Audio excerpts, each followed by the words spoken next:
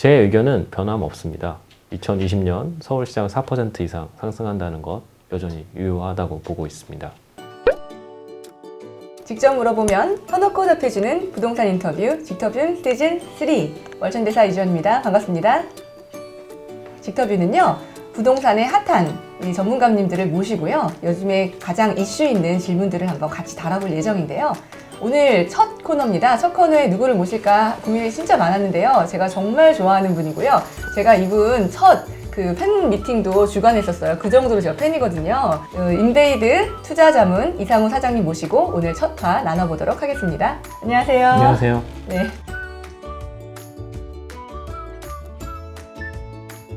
이렇게 또 인터뷰하는 자리에서 만나니까 굉장히 우리 뻘쭘하네요. 그죠? 저희 뭐 밥이나 먹으면 되는데. 그러니까요. 부동산 공부 이제 막 시작하신 분들은요, 이상우 사장님 잘 모를 수도 있거든요. 전직 애널리스트 출신으로 최근 몇 년간 서울의 아파트 가격 상승을 가장 정확히 예측하신 분이에요. 아주 빅히트 하나 있었잖아요. 갈롬갈. 델롬델 안데란. 델롬델 안데란. 그거 논평 보고 정말 빵 터졌어요. 근데 너무 느낌이 딱 오는 거예요.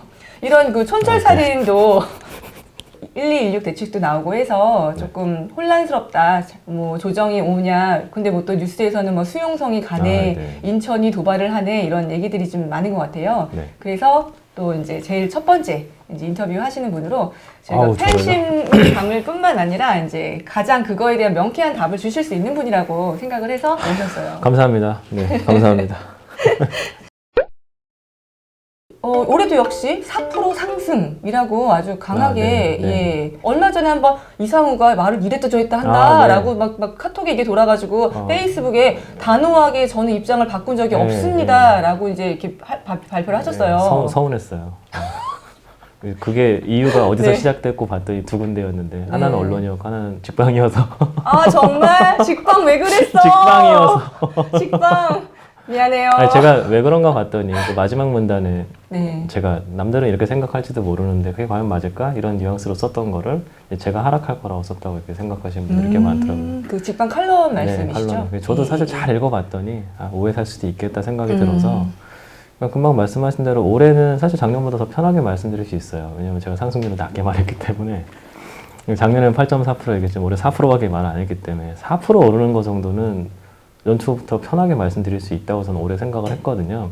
근데 실제로 지금 1월 달에 제가 보는 KB의 아파트 평균 아파트 가격을 기준으로 한 상승률 보면 올해 서울 1월 달만 벌써 1.23% 가까이 올랐기 때문에 4%로 가는 길은 뭐 아주 좀 편안하지 않겠나 그런 생각이 있습니다. 농담처럼 작년에 8% 했으니까 반만 맞췄으니까 4% 이거 아니고 왜 그런지 구체적으로 한번 좀 말씀해 주실 수 있나요? 네. 작년장을 제가 8% 가까이 말씀드렸을 수 있었던 이유가 그 주요 회사들, 돈 엄청 많이 주는 회사들이 작년 실적이 굉장히 좋으면서 하이닉스?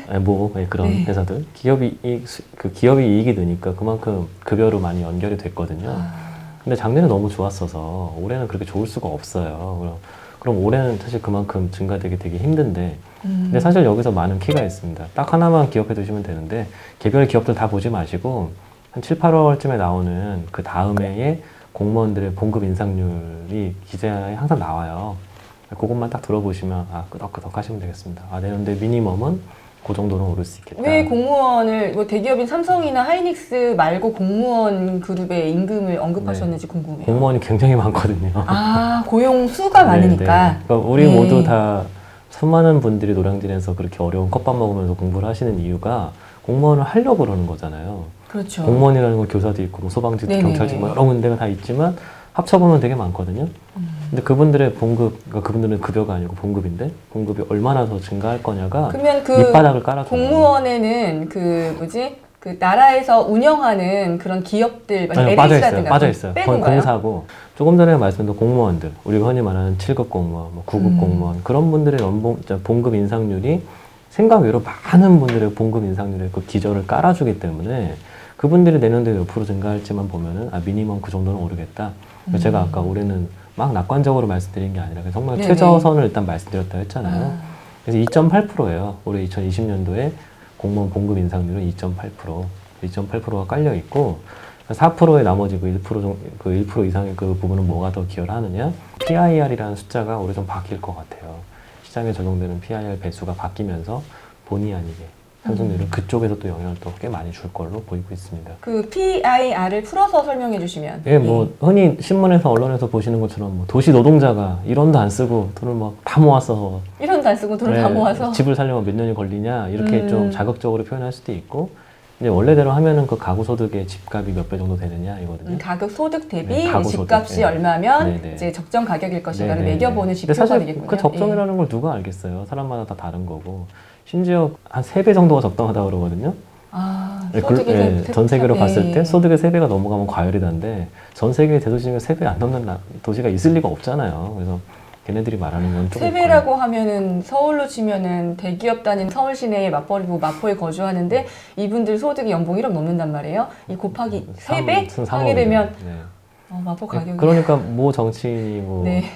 1억짜리 아파트를 공급한다는 말이 자꾸 나오는 게 뭐 그래서 나오는 거죠. 그래서 뭐 그런 것들을 그렇게 들으면 이제 그게 맞아 보이지만, 현실이 한 번이라도 그랬던가, 심지어 1970년대, 80년대, 90년대 소득의 3배밖에 안 되는 집에 살아봤던 적이 과연 있었을까? 있긴 있어요. 지방에 읍면동 단위 더 밑으로 내려가면 지금도 3배 정도는 살 수 있는 집 많죠. 하지만 대도시에서 그럴 수가 없는데, 특히 저희가 항상 제일 주목해서 보는 서울 수도권 같은 경우가 내년도부터 입주가 상당히 없으니까 상당히 맞아요. 걱정이 많죠. 그래서 올해는 이주도 나가야 되고, 네. 근데 거기다가 이것도 있고, 소득 증가도 있는데 입주도 주니까 PIR 배수가 조금 올라갈 것 같아요. 제가 최근에는 8배, 그리고 네. 또 강의 같은 데서는 서울은 지금 인기 지역은 10배고 평균 8배인데, 특히 그 인기 지역 중심으로 PIR 배수가 좀 올해 많이 올라가겠다는 생각이 듭니다.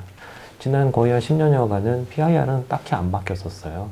올해부터는 좀 많이 바뀔 것 같고, 그게 바로 이 입주가 없어지는 그 현상들이 대표적으로 영향을 주는 거죠. 아까 작년에 19년에 상승을 마치긴 했지만 반만 맞췄다라고 이제 얘기하셨어요. 아니요, 반도 아니에요. 틀렸어요. 제가 한 그래요? 7.7 정도 올랐으면 맞았다고 하려고 그랬는데 네. 좀 차이가 많이 났어요. 그때 이제 그 이유가 이렇게 사람들이 청약에 열광할지 몰랐다라는 네. 말씀을 하셨어요. 아까 이제 양극화라는 말을 했어요. 저도 이렇게 사람들이 온리 대단지의 브랜드 신축만 선호할 줄 몰랐거든요. 네. 이 사장님께서 플러스 알파라는 그 모호한 것들을 좀 네. 얘기하시잖아요. 시장에서. 네. 그거는 이제 시장에 불확실한 요소가 있기 때문일 것 같고, 사실 제가 성격을 아니까 면피용으로 그렇게 말한 건 아닌 것 같아요. 사실은 모호함은 없는데, 왜냐하면 네. 보통 그런 거 얘기할 때 플러스 마이너스 알파라고 그러지 플러스 알파라고는 안 하거든요. 그렇구나. 여기서 그러니까, 역시 또 성격 나오네요. 그죠? 예, 플러스만 말씀드렸잖아요. 그러니까 더 오르면 더 올랐지 4%는 무조건 오른다는 그냥 저희 안전 강력한 의지를 말씀드린 거고, 알파는 아까 말씀드렸던 원래 1, 2, 3월 달까지는 축구해서 뭐 네네. 임장이고 뭐고 잘 안 가시고 네. 봄바람 좀 불어야 좀 코에도 바람 들어가야 밖에 나가시는데, 올해는 못 가죠, 근데, 지금. 네, 지금 바깥이 이래 다 보이지. 마스크 쓰고, 우리도 네. 오늘 마스크 쓰고 진행해야 되는데. 이래 보이지만 지금 1월 달에 조금 전에 말씀드린 대로 1.23% 정도 올랐거든요.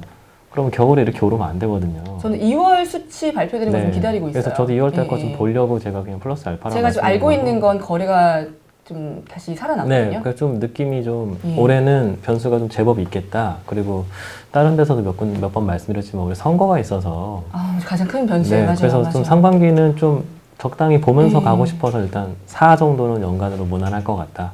작년에 제가 8 얘기했다 틀려서 4가 아니라 그냥 작년에 지금 제가 4라고 말하면 작년에 그런 말도 들리나요? 네, 작년에 5.3이 올랐는데 제가 지금 4를 말하면 작년보다 네. 안 오른다는 뜻이잖아요. 사람들은 정말 말하는 네. 거 너무 좋아하는 것 같아요. 다들 이제 자기 식대로 해석하고 싶어 네. 하시니까 제가 작년보다 못 오른다 말씀을 드린 게 아니라, 일단 4월 달까지는 여러 가지 변수가 좀 있어서 그냥 4 정도는 일단 제시를 드릴 수 있고, 더 오를 가능성도 있다. 제가 지금 더 밑으로 갈 가능성은 없다는 말을 지금 하고 있잖아요. 네, 그걸 말씀드리고 있어요. 현장에 지금 매물이 부족하다. 특히 서울시장은 매물이 부족한데, 매물이 부족한 게 왜 그러냐면 다주택자에게 양도세 중과를 했기 때문에. 근데 딱 반가운 소식이 있는 거야. 대책 딱 보다가 양도세 중과 한시적 유예 눈이 번쩍 띄었어요. 근데 단 10년 이상 10년 이상 보유한 사람에 한정해서, 많은 전문가분들은 6월에 이것들이 변곡점이 될 것이다. 아니면 요거 때문에 내놓는 물건들이 좀 생길 것이다. 그러니까 이제 집 사려고 하는 사람들 입장에서는 그때 그런 아주 급한 물건들이 나올 테니까 좀 기다려볼까? 하고 설깃하기도 한단 말이에요. 사실 그 10년 이상 보유라는 그 점에서 사실은 많은 키워드가 있죠. 그러니까 10년 이상 투자를 하셨던 분이라면 연세가 제법 있으실 거 아니에요. 지금 베이비 30대들은 부모. 그럴 리가 없잖아요. 그러니까 베이비 부모가 지금 60살 넘어가신 분들을 대부분 얘기를 드리는데, 그분들이 집을 지금 만약에 판다. 그럼 그 돈이 어디로 갈까요? 그분들이 다 먹고 쓰려고 파실까요? 아닐 거라고 저는 생각을 하고 있고, 그럼 그분들이 팔면은 또 살 가능성도 제법 높거든요. 그런 것들을 생각해 보시면 이번 6월 달까지 한시적 대책에 만약에 누군가 파신다 해서 그 물건이 다시 시장으로 잘 풀려서 그 가족 이외의 사람들한테 갈 가능성은 별로 없을 것 같아요. 왜냐면 저희가 작년 2019년 상반기 때 봤는데 9.13 대책 영향으로 인해서 뭐가 매물이 많이 나왔고 그럴 줄 알았더니 다 증여거래만 많이 나왔었거든요. 특히 강남 3구는 맞아요. 3월 달까지 거의 다 증여거래로, 그런 분들이 보유한 물건들이 좀 덜 매력인 아파트보다는 매력 있는 아파트일 가능성이 상당히 크거든요. 거의 일반 전체 거래에서 70% 이상이 증여로 나올 정도로, 그럼 결국은 시장에 나오진 않지만 계속 실거래가 찍히는 가격들은 일반인들은 볼 수도 없는 가격들만 쭉 보이니까 가격이 하락하는 것처럼 보이고 막상 하락한 적은 없고, 그러니까 올해는 그런 일은 안 벌어지겠지만 올해는 더 웃긴 일이 많이 벌어질 것 같은데, 이번에 어쨌든 10년 이상 보유하신 분들 다주택자 같은 경우는 이번에 한번 양도를 하는 게 굉장히 유리해요. 세금을 하면 절세를 네. 하시고 예, 그래서 갈아탈 수 지금 있는. 상당히 많은 분들이 그 아파트 단지에 파시고 그 아파트 단지 다시 사세요. 작년에도 그런 것들이 대유행했었어요. 아, 근데 올해도 이제 같은 여파가 있을 네, 것으로 이제 네. 예측한다. 더더욱 그럴 것 같아요. 저희 직방 TV가 이제 내 집 마련의 신이란 코너도 마련을 하고 있어요. 정말 요즘에 30대 분들 사연이 압도적으로 많이 들어와요. 30대 분들이 이런 강력한 소득을 갖고, 이제 30대라고 말씀하시면 굉장히 어리게 보시는데 80년생이 몇 살일 것 같으세요? 제가 만 그죠? 40이 넘었단 말이에요. 작년에 네. 이제 80년생들이 39이었는데요. 결혼한 지 8년에서 10년 차. 아이가 초등학교 2, 3학년. 이 정도 되는 이제 아이가 둘, 이렇게 되는 서울 맞벌이 부부들이 집 구매를 많이 이제 뛰어들었어요. 이렇게 가장 경제 활동을 활발하게 하고 있는 이 30대의 진입시장을 어떻게 보시 한번 좀. 생각보다 늦게 들어오셨죠? 일찍 들어오셨어도 됐던 분들이 몇 년 동안 상당히 많은 그런 잡음들, 뭐 이렇게 안 좋을 거다, 뭐 글로벌 퍼펙트 스톰이 와서 나라가 망한다.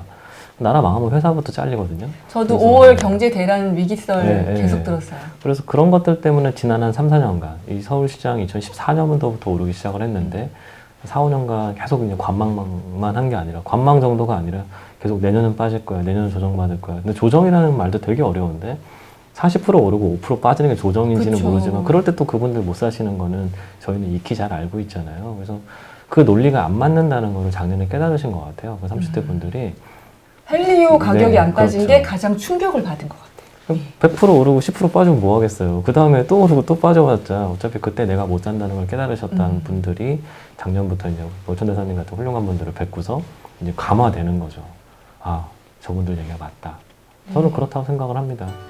오늘은 이상우 사장님과 함께 집값 상승에 대한 이야기를 나눠봤는데요. 다음 편에서는 불인을 위한 내 집 마련을 위한 지역, 그 다음에 소액으로도 가능한 내 집 마련 가능한 지역에 대해서 좀 알아보도록 하겠습니다. 자, 오늘 영상이 좋았다면, 좋아요. 다음 편이 기대되신다면 구독. 저희는 다음 주에 또 뵙겠습니다. 감사합니다. 감사합니다.